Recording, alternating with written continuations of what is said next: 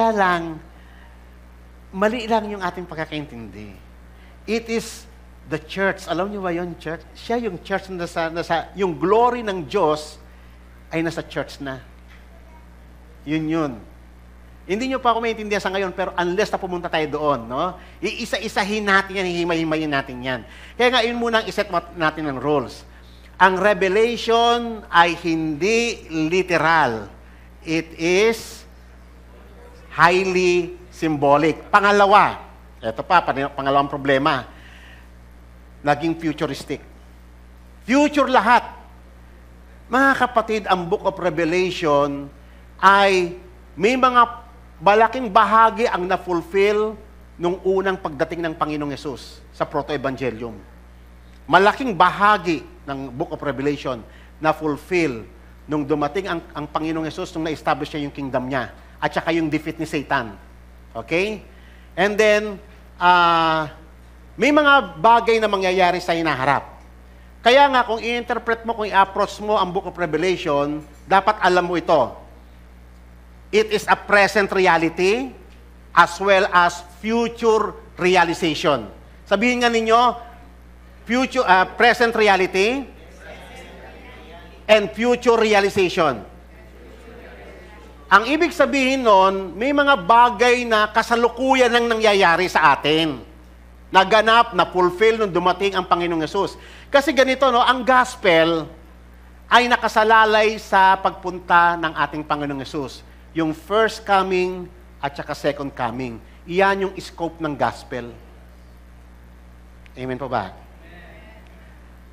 Kasi kapag future ang tingin mo, ibig mo sabihin, doon pala mapufulfill sa may ikalawang pagbabalik niya. Malaking problem yan eh. Diyan nagkalito-lito ang problema, pati yung view sa may millennium, yung millennial reign ni Christ. Diyan nagka-problema. Ayoko lang kayong biglain, pero uunti-untihin natin, okay? Kasi, ang Book of Revelation ay actually, kung titignan mo, yung mga account sa Genesis, kitang-kita mo lahat yung sa Revelation. Ang naging problem kasi ngayon ng modern churches ay puro New Testament, na walang Old Testament. Kaya tuloy hindi na natin maipaliwanag yung lahat ng truth behind. Okay, for example, tignan niyo yung parallel ng Genesis at Revelation. Ilan lang ito ha, actually marami pa yan. Unang-una, sa Genesis ano makikita mo? The creation. Sa Revelation ano makikita mo? The new creation. Tama? The new heaven and earth. Doon ginawa yung heaven and earth. Pagdating sa Book of Revelation, the new heaven and earth kung saan wala ng kasalanan. Tama po ba? Sa Genesis, makikita niyo yung paradise at kung paano ito nawala sa buhay ng tao. And yet, sa may Revelation, makikita mo yung paradise regained, na i-restore sa mga tinawag ng Panginoon. Amen. Sa may Genesis, makikita mo yung Tree of Life at kung paano na-restrict yung tao sa pinalaya sa may Garden of Eden para wag na siya magkaroon ng access sa Tree of Life. Pagdating sa Revelation, ang Tree of Life, kaliwat kanan nandoon sa lahat, all over the city. Amen pa ba? Parang duda kayo. Basahin nyo Revelation. Hindi ko po iniimbento yan. Babasahin nyo lang Book Revelation. Okay. Pang-apat, di ba? Dahil sa Genesis, yung 4 rivers, yung Tigris, Pishon, yung Euphrates, Gihon, hindi po Bihon Gihon. Pagdating sa Book of Revelation, makita mo yung rivers of living water flowing from the throne of God. Okay, ano pa makikita nyo doon? Di ba mayroong mga gold and precious stones sa may Garden of Eden? Yung heavenly Jerusalem, which is the church, ay city of gold and city of precious stones. Kaya yun dinidescribe nyo ang heaven daw, yung puro street of gold. Hindi lang street ang gold. The city itself is gold. Eto bakit ko sabing highly symbolic kasi ganito. The way they describe yung gold, transparent like glass. Kayo ba'y nakakita na ng ginto na transparent like glass? Pitpitin mo yung ginto. Manipis na manipis kasi noong unang panahon, ang salamin nila, metal na polish. Manipis na manipis. Kunyari, either silver or bronze. Pag mahirap ka, bronze. Tapos pag medyo mayaman ka, gold. Ganon. Pipit-pitin nila yon, tapos ipapalis ng gusto yun. Yun ang mirror nila noon, wala pang glass noon eh. Tama? O, try mo, ginto, panipisin mo ng panipisin. Tapos ipalis mo na maigi. Transparent pa yon? Ha? Hindi yung transparent. Yung gold and precious stone, it symbolizes the glory of God sa church. It's the glory. Alam niyo ba kung ano ang glory? It is our ultimate inheritance sa Panginoon. Yan ang pinaka-ultimate blessings ng gospel. The glory of God. Amen. Nawawala na kasi na-emphasize yung mga yan eh. Okay. Ano pa yung nakikita nyo doon sa may, sa Genesis? Yung curse na i-pronounce. And yet, pagdating sa may Genesis, sa Revelation, wala na yung curse. Amen? Sa Genesis, makita nyo yung thorns and thistles which symbolizes yung mga misery of man, yung mga problem, lahat ng agony natin, lahat ng tears, lahat ng pains. Yan yun, thorns and thistles eh. Pagdating sa Revelation, no more tears. Wala nang misery. Okay? Sa Genesis, makita nyo yung lawlessness and death nag-spread. Pero doon, ano na nag-reign sa Revelation? Righteousness and life. Okay? Ang serpent, nakita natin, serpent lang siya noon, paano siya nagkaroon ng power. And then sa Book of Revelation, tinapon na siya doon sa sa lake of fire. Yan ang end ni Satan. Amen. Si Satan defeated. Pag binasa mo ang Book of Revelation, si Satan ay defeated. Makikita mo doon ang bida doon ng Panginoong Hesus. Amen.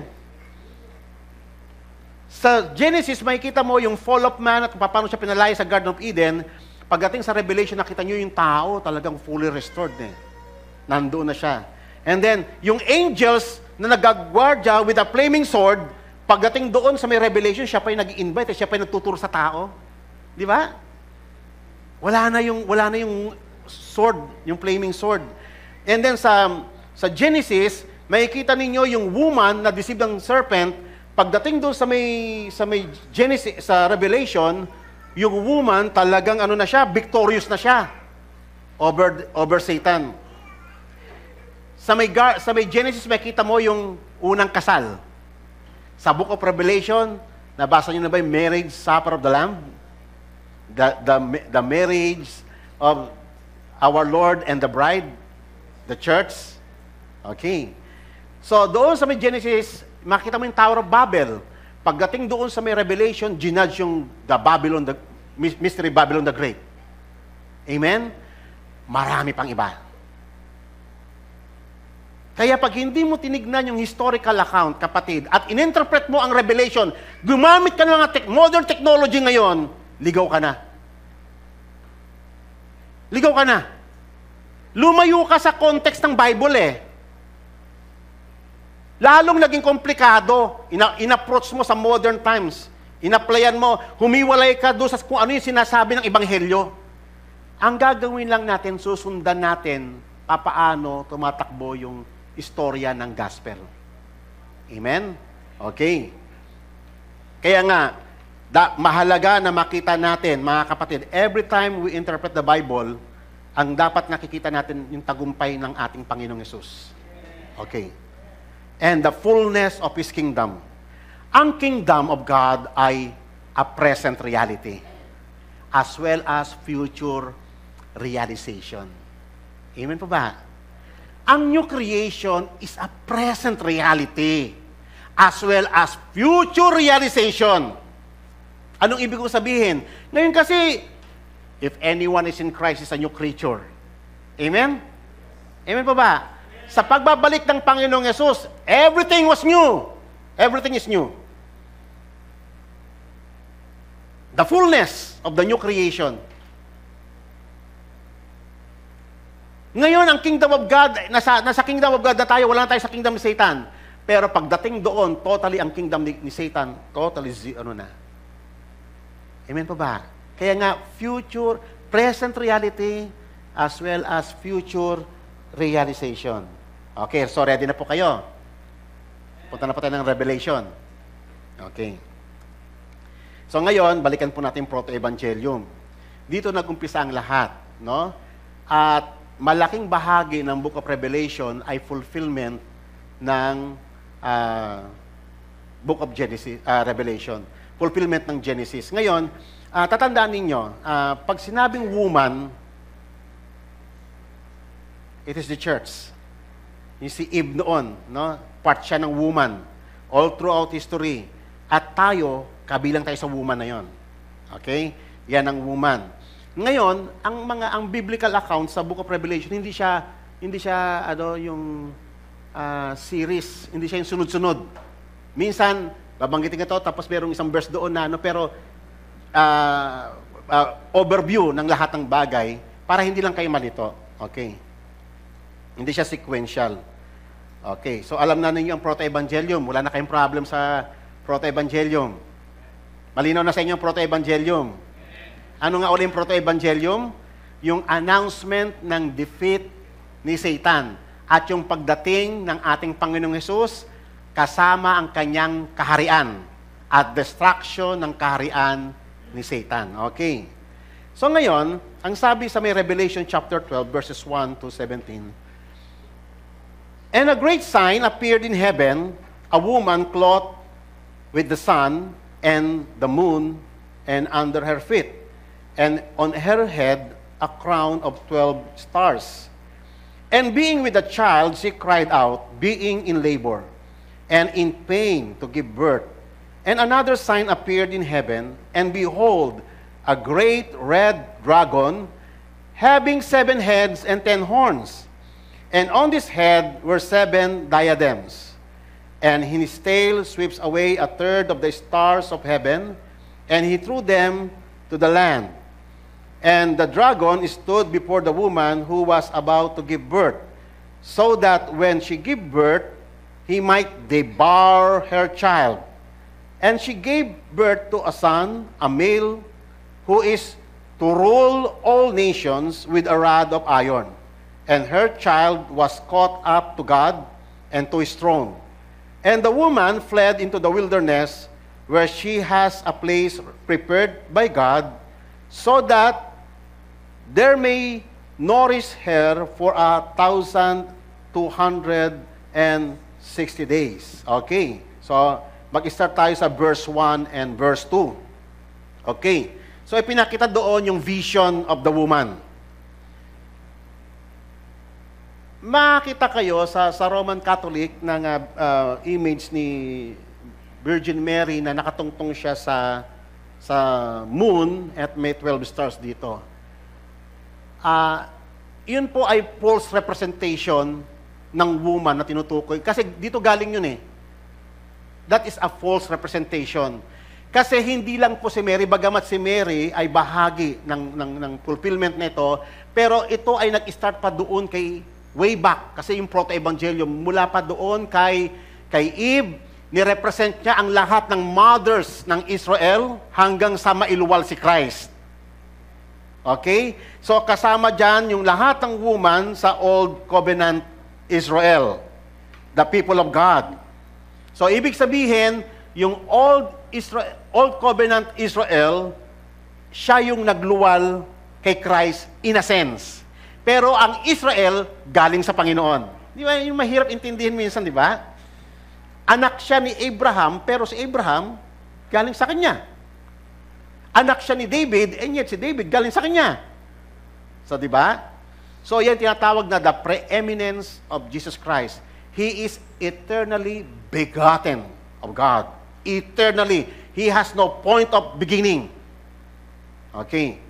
So, ito po ay great sign, a woman, the church, representing the whole. Pero ito, specifically, sa Old Covenant, ang trabaho ng church ay to bring forth Christ. At si Mary na ngayon pinakahuli sa kwento. Okay. So, saan nyo makikita sa may Bible, in one single passage, na makikita nyo ito, yung mga symbols. The sun, the moon, and the 12 stars. Saan kwento yon? Sa Genesis. Kwento ni Joseph. Na naginip siya. So yung 11 stars, kasi siya yung pang-12 eh. Tsaka yung sun representing his father and the moon her mother. So, ibig sabihin yung mga symbols na ito na nagbibigay ng liwanag sa daigdig, it's symbol ng mga anak ng Diyos, the people of God. Okay? So, kaya nga, ang woman na ito ay hindi lang po about Mary. It is the whole church in the Old Testament. Maliwanag ba yon? Okay. So, she cried out, being in labor, in pain, para siya ay manganak. Ang church, talagang bago mo nakita naman po natin, all throughout history, kung kayo po ay nagbasa ng Old Testament, makikita ninyo ang struggle ng Old Testament church hanggang sa paglitaw ni Christ. Grabe yung kanyang labor pain, para siyang babaeng manganganak. Hanggang sa New Testament, ginagamit ang term na yan nila Apostle Paul eh. Yung laboring sa gospel, laboring para mag-spread yung gospel, yung kingdom of God, para tayong babaeng nanganganak. Kahit kayong sa church planting di ba yung mga kapatid natin, yung inyong paghayo, yung sacrifice ninyo, para kayo nagle-labor niyan We are laboring para yung kingdom of God ang ma-spread. Ang Israel, ang kanyang pains, she was destined to labor. So it was decreed to church to suffer pain of childbirth. In a sense, figurative speech po yun Figure of speech po yun. Pain of childbirth, yan po talaga ay experience ng church para ma-produce yung purpose ng Panginoon. Magle-labor ang church. Tayo, iba na ang ating laboring. Nagle-labor tayo sa pag-spread ng kingdom hanggang sa pagbabalik ng Panginoon. Pero yung Old Testament church, iba ang labor niya. Papaano mailuluwal yung Christ. Okay. Malinaw ba yon mga kapatid?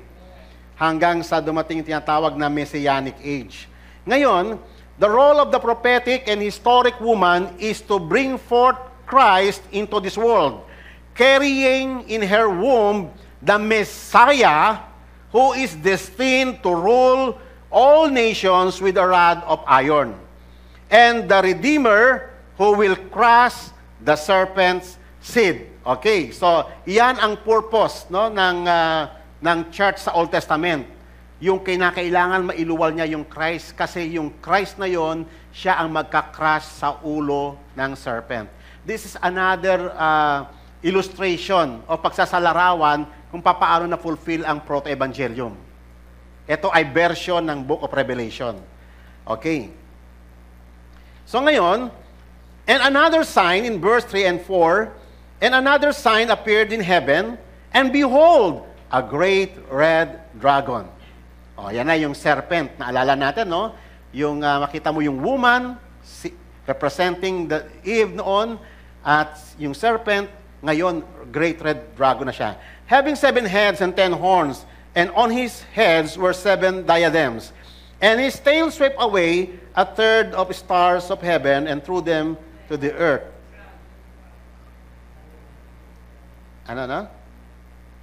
And his tail swept away a third of the stars of heaven and threw them to the earth. And the dragon stood before the woman who was about to give birth, so that when she gave birth, he might devour her child. Nakita naman po natin, yung pinakita ko sa inyong kaninang kwento. Mula kay Cain, hanggang doon sa Egypt, hanggang si Herod, pinagpapatay lahat ng baby, yun lahat ay attempt ni Satan. Dito ipinakita na si Satan talaga yung yung mastermind ng lahat ng ngayon to abort, at much possible, to abort the coming of the Christ, na dudurog ng kanyang ulo. Alam niyo yun yung prophecy na yun Okay? Para kitang-kita naman ninyo, akala kasi natin, kung babasahin mo lang yung Bible, akala mo parang si Herod, parang insecure lang siya, na may lilitaw na hari. Pero hindi yun, si Satan yun. Okay? So, ganyan ang nangyayari sa ating lipunan. We have to understand the activity of Satan. Kahit sa ating government, sa mga nangyayari sa ating lipunan, nandoon si Satan behind. Okay? The war between Christ and Satan is seen from Genesis to Revelation The dragon's goal is to abort the work of Christ and to devour and kill him. Okay? So siya po ay identified na si Satan. Okay? And she gave birth to a son. O sino yung son na yan? O yan na. Si Jesus Christ. A male child who is to rule the nations with a rod of iron. Her child was caught up to God, to his throne. And the woman fled into the wilderness where she had a place prepared by God so that there would be nourished for 1,260 days. Ngayon, mga kapatid, no, ito po ay shortcut version. Ito po ay yung, kaya nga sabi ko sa inyo kanina, ang kwento ng Revelation ay hindi siya yung parang sequence, no? May mga magbibigay ng isang account and you have, ang gagawin mo lamang, i-determine mo yun ayon sa context ng gospel. Ito, biglang nagkaroon ng parang summary, from birth to ascension. Okay? So, ipinakita rito na nung dumating si Christ, hanggang si Jesus ay nag-ascend sa langit, si Satan wala siyang nagawa to hinder. Ang akala niya lang, napatay niya yung seed. Pero muling nabuhay, kaya nga ang laking kabiguan. Ngayon, nung umakyat si Christ sa langit, sa tingin niyo ano nangyari? Anong ginagawa kaya ni Christ sa langit ngayon? Ha?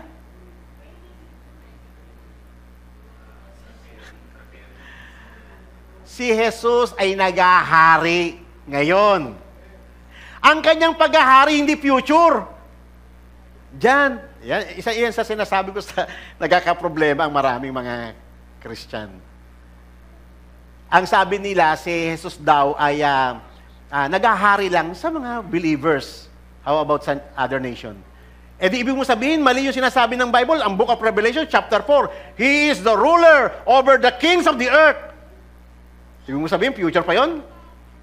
Eh pag dumating siya, tapos na ang lahat ng bagay. Yung second coming ni Christ. That is the end of everything. Kasi fulfillment na yun ng new heaven and new earth na yun eh.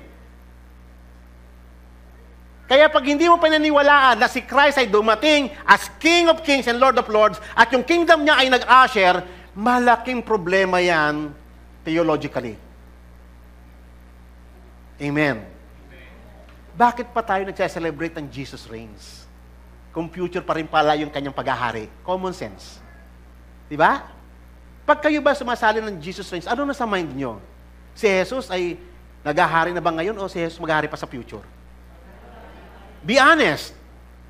Otherwise, bakit ka pa nagjo-join doon kung hindi ka naniniwalang ngayon ay naghahari na si Christ, future pa?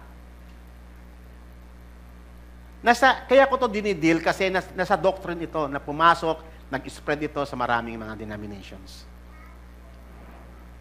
Kaya ako, sa aking pag-aaral, kitang-kita naman, obviously, at maraming mga proof, si Christ ay naghahari na ngayon. He is ruling right now. Otherwise, kung siya nag-rule ngayon, hindi haharap sa kanya sa day of judgment ang lahat ng bagay.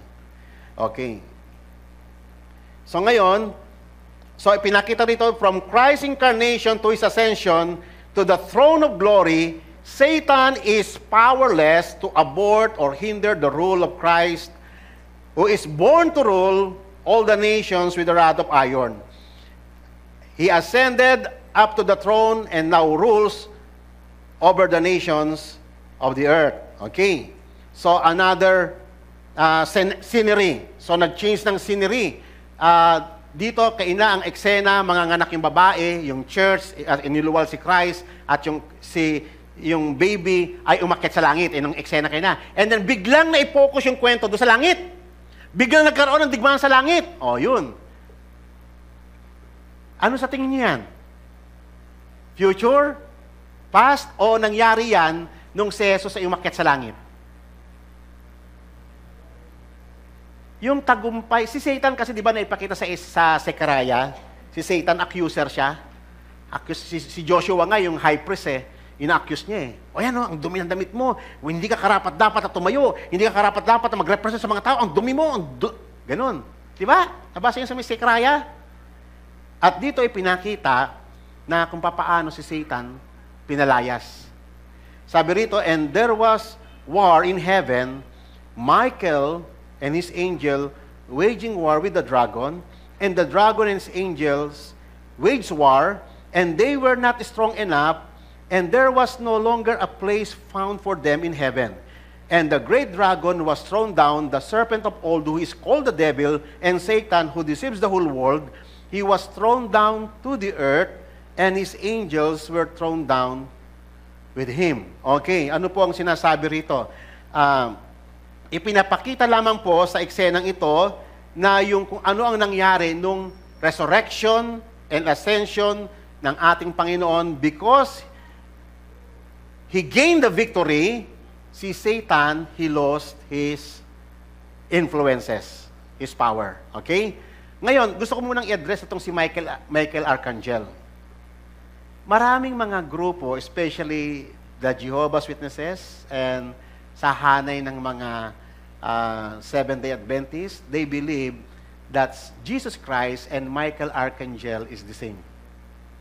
Kayo ba ganun paniniwala nyo? Tinuturo nyo ba yun sa charts? Mag-ingat kayo.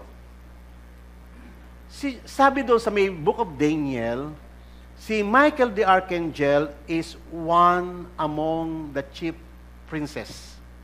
One among the chief princes. Alam nyo ba yung ibig sabihin nun? One among chief princes. Isa lang siya sa mga head. Kumbaga sa mga generals, isa lang siya sa mga generals. Si Jesus, sabi sa may Bible, He is King of Kings and Lord of Lords. Pangalawa, ang angels ay created being. Si Jesus Christ is uncreated. He is the Creator. Amen. Pangatlo, ang angels hindi sinasamba. Si Jesus sinasamba. Maging malinaw ito sa inyo. Kasi baka maituro nyo, ang mga Jehovah's Witnesses, nagbibigay pa man din ng pamphlet. At nabasa nyo, ay, si Michael, si Jesus parehas. Ingat kayo kasi nung ako'y bago pa lamang sa Panginoon noon, way back 1986, merong Jehovah's Witnesses nagbigay sa akin ng nung pamphlet nila about yung Trinity. Napaniwala nila ako doon eh. Kasi wala pa akong foundation noon sa mga teachings. Parang lumalabas at parang totoo yung doktrina nila na kulto yung Trinitarian doctrine. Kaya nga mga kapatid, mag-ingat kayo ha. Huwag kayong entertain ng mga ibang religion and then mahayaan nyo silang magdoktrina sa inyo. Poison yun. Sabi nga sa may Galatian, do not entertain them. Let them be anathema. Let them be cursed. Yung nagdadala ng false doctrine. Anybody who denies the deity of our Lord Jesus Christ and they deny yung kanyang resurrection, yung incarnation, and as well as yung kanyang resurrection, tayo mga kapatid, very important ito sa pagtuturo ng gospel. The person and the works of our Lord Jesus Christ. Yung kanyang work ay nagkaroon ng validity because of His person. We cannot separate yung kanyang humanity sa kanyang divinity. Si Jesus is the only unique being na meron siyang fully God and fully man. Hindi siya 50% God, siya 50% man. He is fully God and fully man. Maging malinaw sa inyo ito mga kapatid. Dapat ang mga pastors alam niya ang Trinity doctrine. At huwag nating ise-separate yung kanyang humanity sa kanyang divinity. At huwag ninyong paghihiwalayin yung kanyang work sa kanyang personhood. Iisa lahat yan. Si Jesus lang ang tanging mediator na may katangi. Kaya nga siya lang ang mediator, wala nang iba. Si Mary, hindi po siya mediator.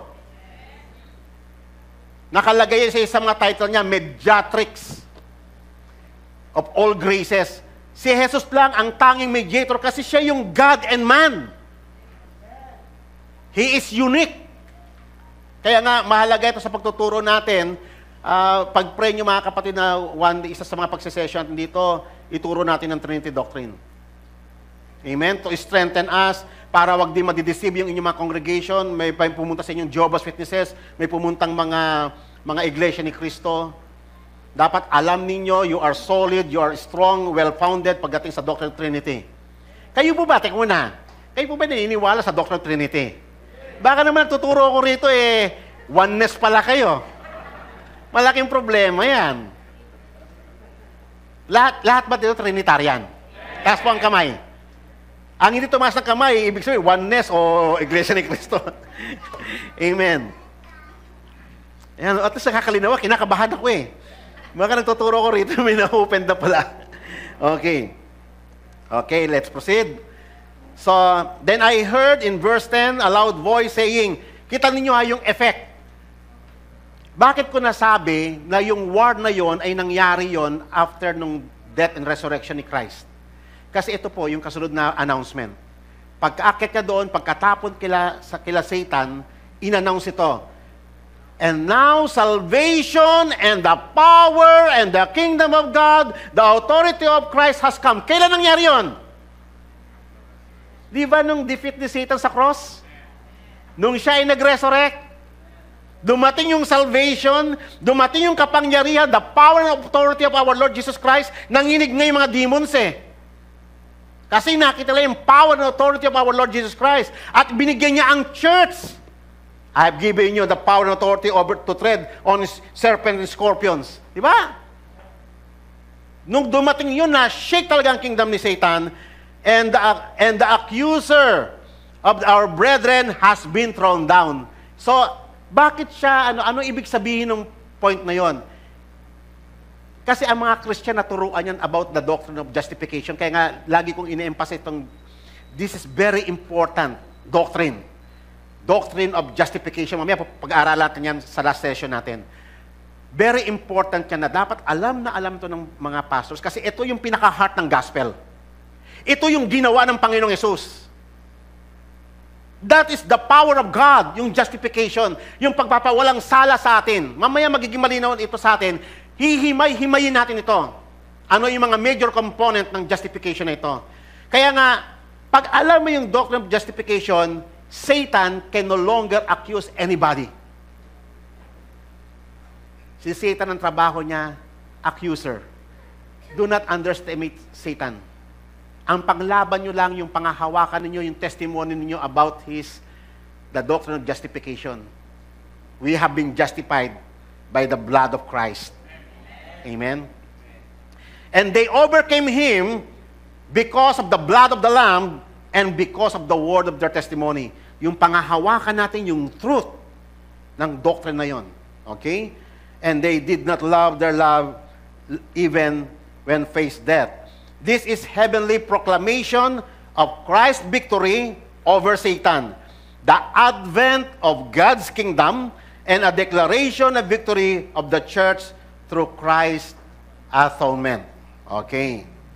Tinuturo nyo ba mga kapatid sa church yung atonement ni Christ? Isa lang dalawa lang. Yan, ano? Kaya nga, sana matagpuan ninyong blessing ang pag-aaral na ito. Itong pagkatipon na ito. Kasi rito may equip kayo rito Amen? Kaya nga sabi ko sa inyo, ito po ay hindi po to venue para sa debate. Ito ay venue para sa lahat ng willing na matuto. We are just sharing to you the blessings we receive from God. Okay. And then, for this reason, sabing ganon, verse 12, rejoice, O heaven, and who dwell in them. And woe to the earth and the sea, because the devil has come down to you, having great wrath, knowing that he has only what? Oh, alam ni Satan yon. Ibig sabihin, mula nung nagtagumpay si Christ sa cross, alam ni Satan na maikli na lang panahon niya. Alam niya yun. Kaya, double time siya. Amen. Teka muna. Sino yung heaven at sino yung earth? Sino yung nasa heaven? Sino yung nasa earth? Ha? Ayan, dyan tayo, basahin nyo lang to, ha. Okay, sa Luke chapter 10, verse 17 to 20, the 70 returned with joy, saying, Lord, even the demons are subject to us in your name. And he said to them, I was watching Satan fall from heaven like lightning.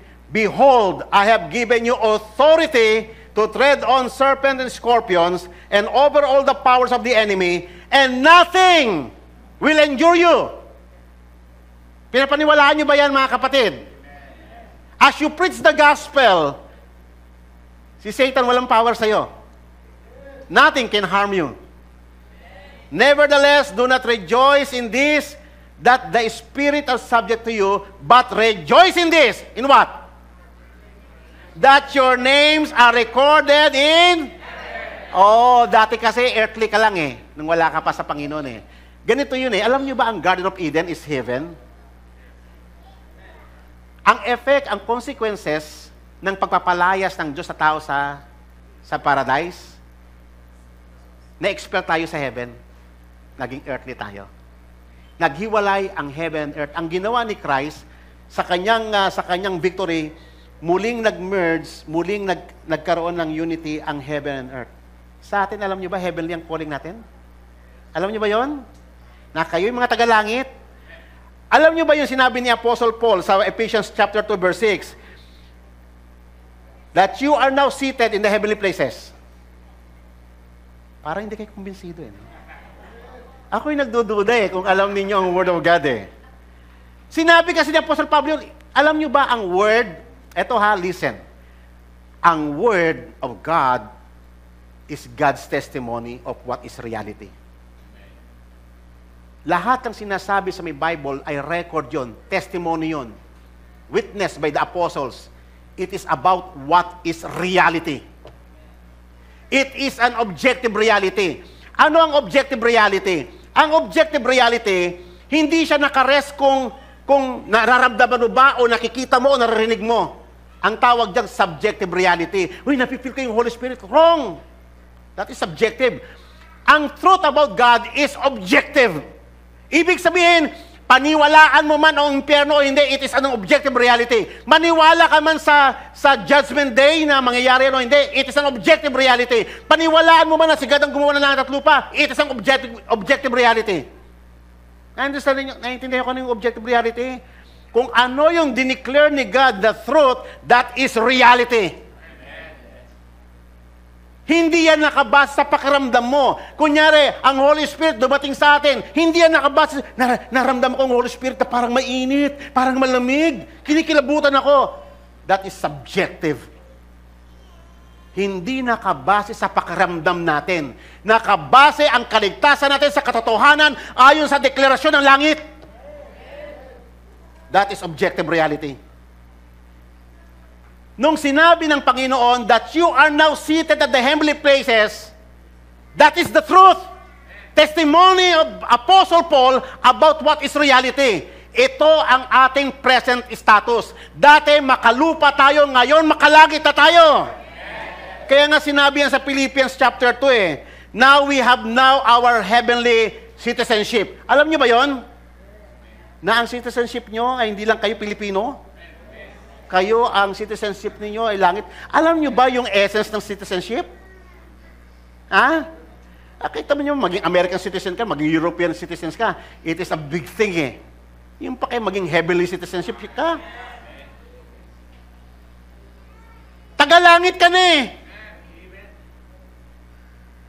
Kaya nga, iyon yung sinasabi ng Panginoong Yesus, wag puro si Satan.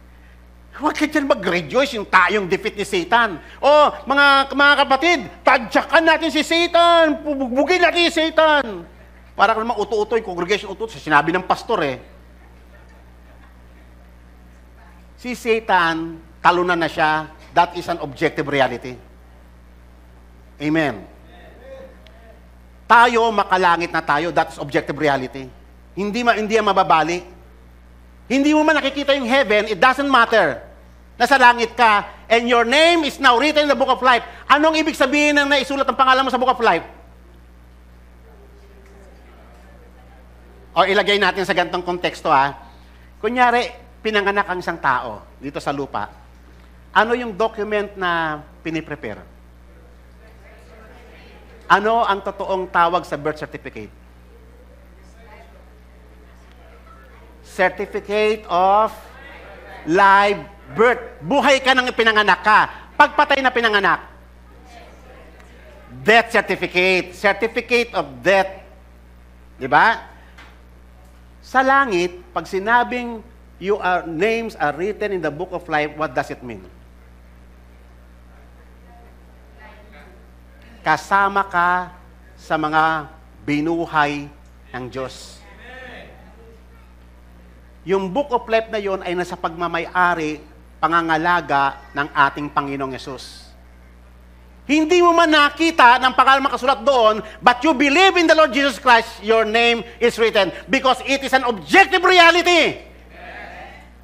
Hindi yan nakabasa feeling mo. Nagkasala ako ngayon, parang feeling ko, binura na ng pangalan ko. Ha? That is subjective. Hindi ganyan ang truth about God. Amen. Hindi base sa feeling. Amen po ba? Minsan, ganyan natin tinitreat ang Holy Spirit Nararamdaman ko, parang may mainit na bumubuhos sa katawan ko. Subjective. Ang Holy Spirit na sa atin, nananahan na siya. Maraming mga dapat maituwid sa atin, mga kapatid. Sabi nga sa Hebrews chapter 12, na ang pagtitipon pala natin, alam mo sa ating pagtitipon pala mga kapatid, ito yung objective reality Pag tayo pala nagtitipon, pagtitipon ng mga charts of the firstborn. Nabasa niyan sa Hebrews 12? Tayo ay pumapasok sa heavenly, sa Mount Zion, sa heavenly Jerusalem. What? Hindi ko naman nararamdaman yung mga innumerable angels. Hindi ko man nakikita ang Panginoong Yesus. Kasi nabanggit lahat doon Si God the Father, ang Holy Spirit, ang Panginoong Yesus, yung myriads of angels, yung kapulungan ng mga firstborn, Mount Zion, Heavenly Jerusalem. Lahat yun nabanggit sa Hebrews chapter 12 Yun po mga kapatid ay objective truth. Testified by God to us. Kaya dapat magbago ang pananaw ninyo sa may Bible. Hindi simpleng lang ito mga kapatid. Kasi kapag hindi mo paniniwalaan yung mga katotohanan sinasabi nito, parang printed material lang ito. Wala itong pinag-iba sa may dyaryo. Amen? But this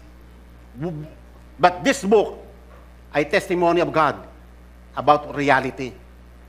At kaya nga nung sinabi sa Hebrews chapter 12, nung sinabi niya, you have come to Mount Zion, the heavenly Jerusalem, the gathering of innumerable, of those who are recorded in heaven, the firstborn enrolled in heaven. That is truth. Amen po ba? Hindi mo man nakita, hindi mo man naririnig, yung mga tinig ng angel, hindi mo man nararamdaman, it doesn't matter. That is truth. Testified by the Bible. Amen. Kaya nga nung sinabi rito, rejoice of, O heaven. Sino yon? Sino yon? Tayo na mga tinubos ng Panginoon. Iyan ang reason ng ating celebration. We are rejoicing. We are celebrating the victory of Christ. Amen. But woe to the earth. Sino yung nasa earth and the sea? Those who reject the gospel. Amen. Doon din tayo galing dati, sa earth din tayo. Kabilang din tayo doon. But God has raised us up and into the heavenly places. Mahirap bang intindihin? Mahirap bang intindihin?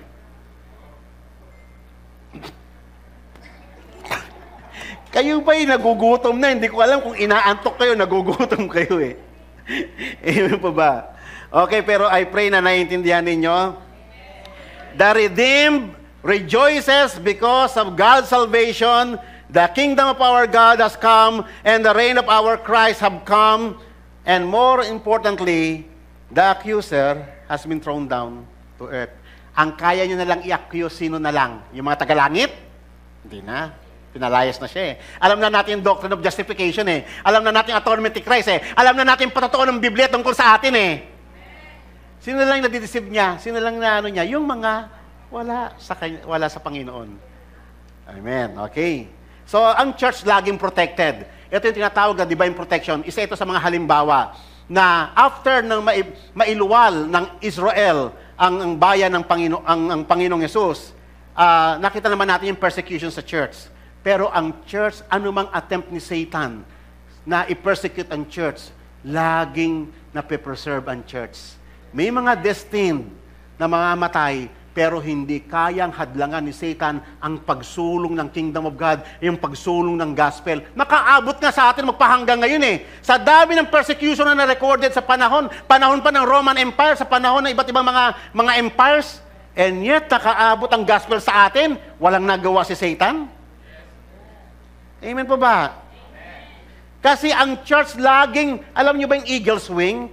Ginamit niya sa kila Moses nung sila ay hinango from power of Egypt, di ba? Tumawid sila ng Red Sea hanggang sa makarating sa may Mount Sinai.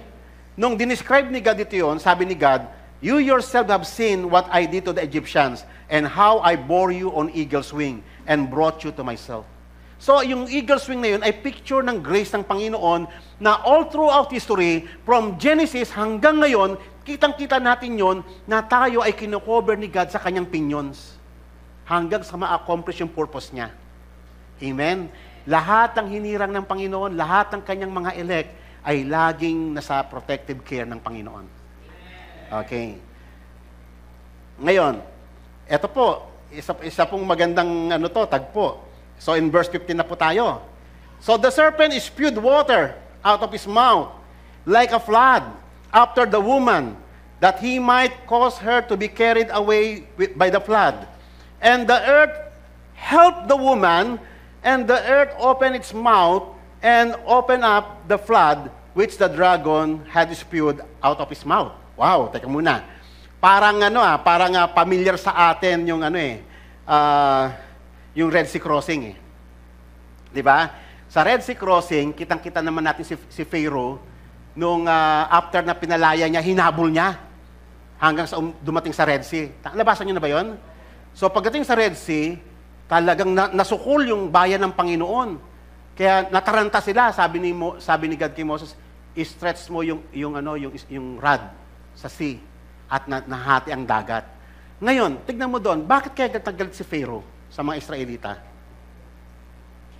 Dahil nawalan siya ng slaves? Or it is because of Satan?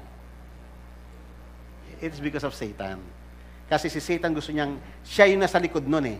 Pero sa attempt ni Satan na i-destroy ang Israel, sino ang na-destroy? Ha?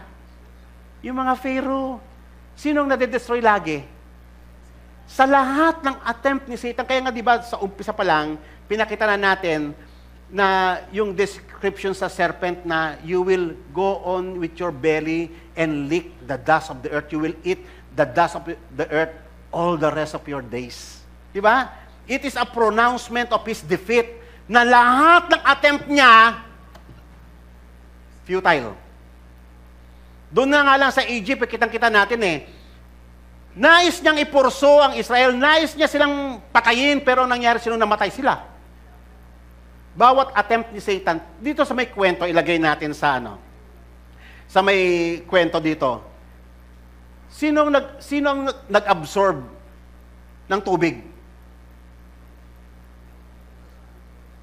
Kasi ang gusto ng devil, lunurin niya eh. Lunurin niya ang church sa baha na binuga niya. Pero, sinong nag-absorb ng baha? Ang church? Hindi. Ang church binigyan ng eagle's wing eh. Kita mo yung divine protection ni God sa church? And then, sino yung earth? Ang mundo.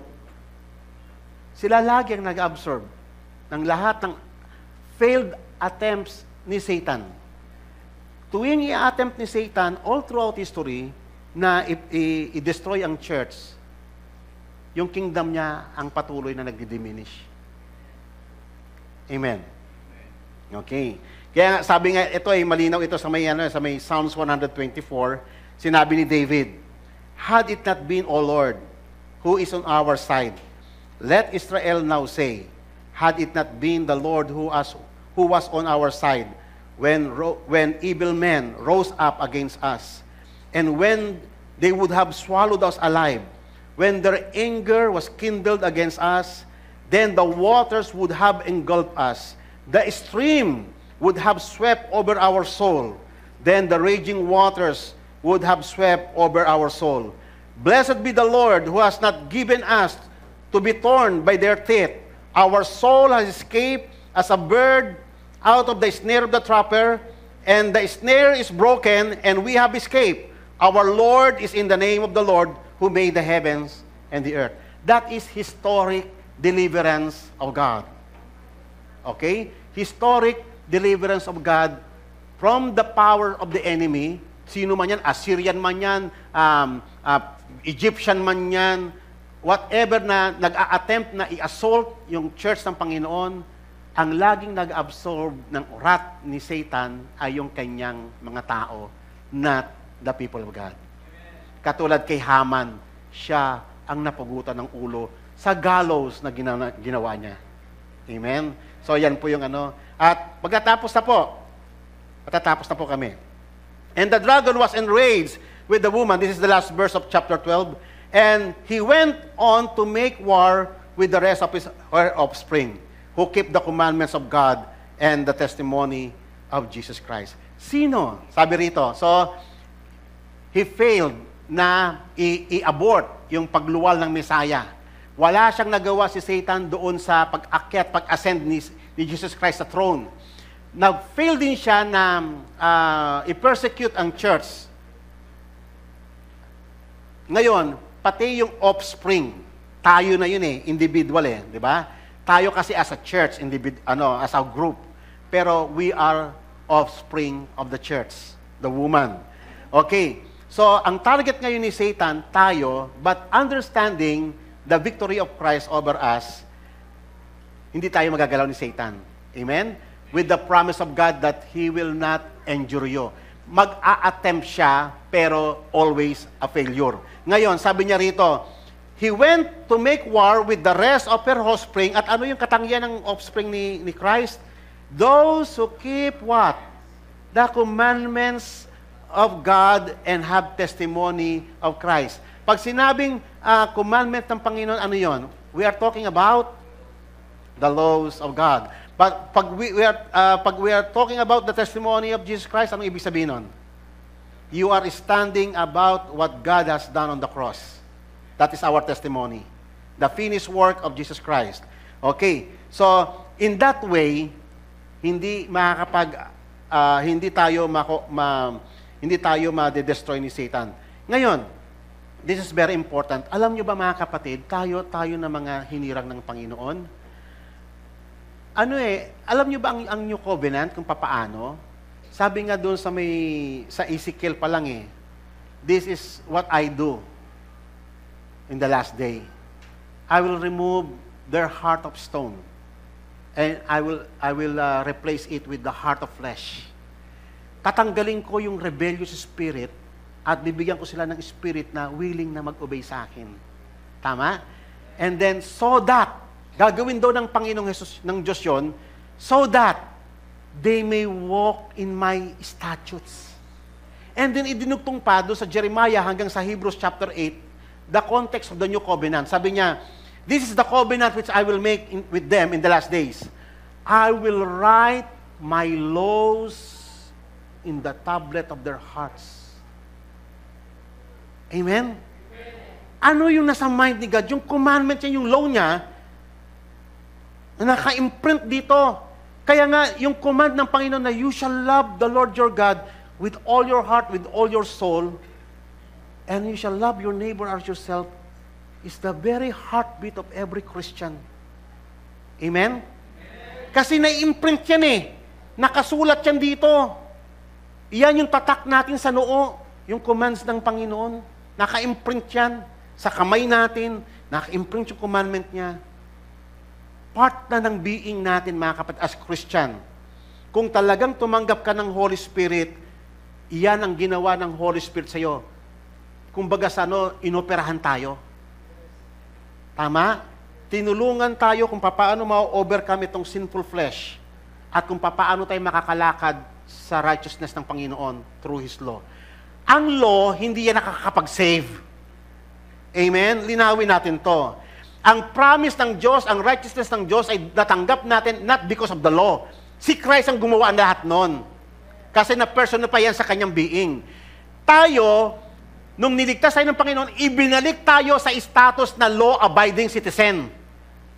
Bagamat hindi natin kayang i-fulfill 100% ang law, pero ibinalik tayo doon sa law-abiding citizen. Why? Para magkaroon tayo ng harmony with the will of God. Kasi ang law ng Panginoon is reflection ng kanyang being, ng kanyang holiness. Dinidiman niya sa atin, lumakad tayo sa holiness, sa righteousness, it is through the law. Ang law, ano ang function ng law ngayon? It is not the basis of salvation. It is not the basis of righteousness. Ang ating salvation, yung ating righteousness, is based upon the finished work of Jesus Christ on the cross. Amen? But what is the function of the law ngayon? Yan, ang function niyan is for our sanctification.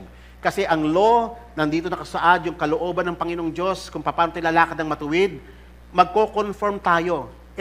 Tayo kasi nun, stubborn eh. Ito yung law ng Panginoon. Ayaw natin on yun. At we are not able before. We are not able to obey. But through the Holy Spirit, kaya binigay yung Holy Spirit para matulungan tayo makalakad. Amen?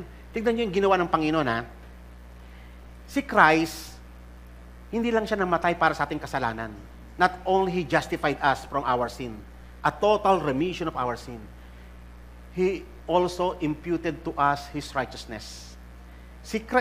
Tandaan nyo to, this is very important sa pagtuturo natin ng gospel. Saglit lang po mga ma'am, para mamaya marami silang makain. Okay, matatapos na tayo. Gusto ko lang kasi this is very important truth eh. Si Christ, tatandaan ninyo, ano yung ginawa ni Christ para sa atin? Yung justification, ang sinerve niyan ay talagang napatawad tayo sa ating mga kasalanan, naalis tayo sa puot ng Panginoon, at na-vindicate yung banal na pangalan ng Panginoon. Yung justice niya na-vindicate yun. Pero si Christ hindi lamang namatay sa ating mga kasalanan.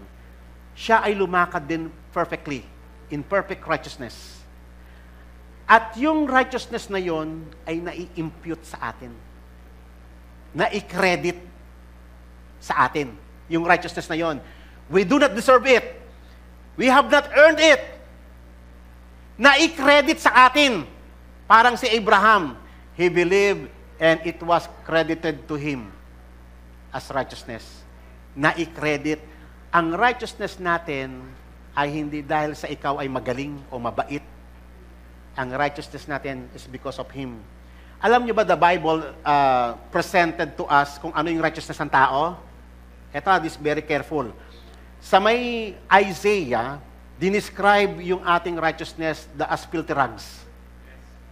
Alam niyo ba yung Hebrew word na ginamit doon sa filthy rags? Hebrew word. Aid. A-Y-D. Yun yung Hebrew word. Aid. Anong ibig sabihin nun? Tignan niyo yung Hebrew word nyo. I-research niyo ano ibig sabihin ng aid. Alam niyo yung menstrual pad, nung unang panahon wala pa yung mga napkin, pasador. Ganun ang righteousness ng tao. Parang pasador. Madumi.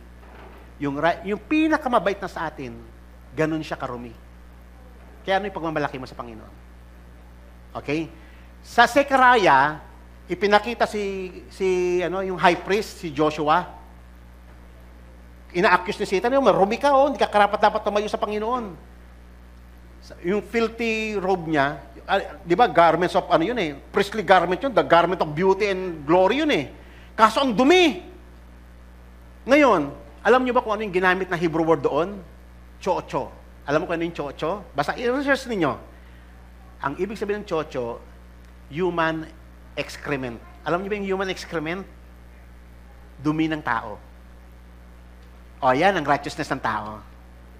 Gaano ka man kagaling, gaano ka man kabait, gaano ka man karaming ginawa mo, ang righteousness ng tao ay mananatiling marumi. Kailanman hindi makakapasa. Kaya nga, All have fallen short of the glory of God. Kaya nga, ngayon, ano yung pagmamalaki mo? Wala. Ang ipagmamalaki mo si Christ, yung kanyang finished work. He is our righteousness. Amen?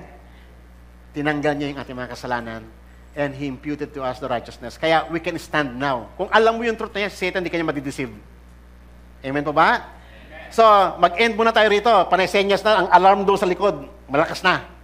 Amen. So, hinto muna tayo rito. Pagpapatuloy natin mamaya after lunch. Mga alauna, mag-start tayo o 1:15. Amen po ba? Natutuwa po ba kayo sa pag-aaral natin? Ay po lahat ay tumayo. Hallelujah. Purihin ka, Panginoon, napakabuti mo, napakahaba ng pag-ibig mo na inuukol sa amin. Lord, hindi kami karapat-dapat, Panginoon. Pero Lord, Ikaw ang gumawa ng lahat ng ito. You made us righteous, O Lord God, before you. You made us innocent once again. Kami, Panginoon, wala kami pagmamalaki, kundi ang ipagmamalaki lang namin, gaya ng sinabi sa Jeremiah chapter 9, yung nakikilala ka namin, Panginoong Diyos, kung gaano kalaki ang pag-ibig na iniukol mo sa amin. Lord, ito lang ang pwede naming ibandila, Panginoon. The person and the finished work of our Lord Jesus Christ on the cross. Yan ang aming itatanghal. Yan ang aming kikwento. Hindi ang aming mga sarili. Hindi yung aming mga galing. Hindi yung mga na-accomplish namin. Kung hindi kung ano yung na-accomplish mo, Ama, sa krus ng Kalbaryo. Sapagkat ang ginawa mo doon sa may krus ng Kalbaryo ay isang obra maestra. Grand masterpiece. Isang karunungan na hindi natarok ng sino man, even yung mga matatalinong tao sa balat ng lupa. Not even Satan perceived that wisdom of God. But now, O Lord God, naririto kami. We are benefited, O Lord God, of what you have done on the cross. Father God, we thank you and we worship you, O Lord God, sa lahat ng truth na to, in this objective truth, O Lord God. We worship you in Jesus' name. Amen. Amen. So tayo po'y kumain.